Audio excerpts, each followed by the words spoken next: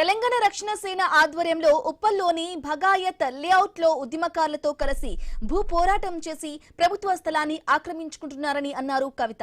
తెలంగాణ వాదం, స్థానికత, ఆత్మగౌరవం మీద దాడి జరుగుతుంటే ఏ పార్టీ ఖండించడం లేదని తెలిపారు.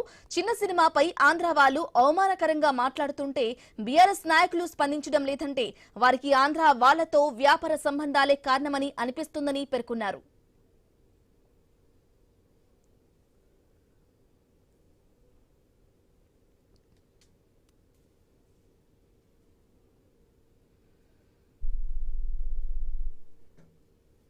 ఇవాళ తెలంగాణ వాదం మీద, తెలంగాణ స్థానికత మీద, తెలంగాణ ఆత్మగౌరవం మీద దాడి జరుగుతూ ఉంటే ఏ ఒక్క పార్టీ కూడా ఖండించడం లేదు.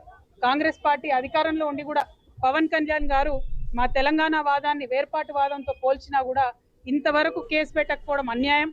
అదేవిధంగా మరి ఒక చిన్న సినిమా వస్తే ఆ సినిమాను కూడా వాళ్ళు అవమానం చేసే విధంగా మాట్లాడుతున్నటువంటి సందర్భంలో కనీసం మరి బీఆర్ఎస్ పార్టీ స్పందించకపోవడం అంటే వారికి ఆంధ్ర వాళ్ళతో ఉన్నటువంటి వ్యాపార సంబంధాలు మాత్రమే కారణమని మేము బలంగా నమ్ముతా ఉన్నాం.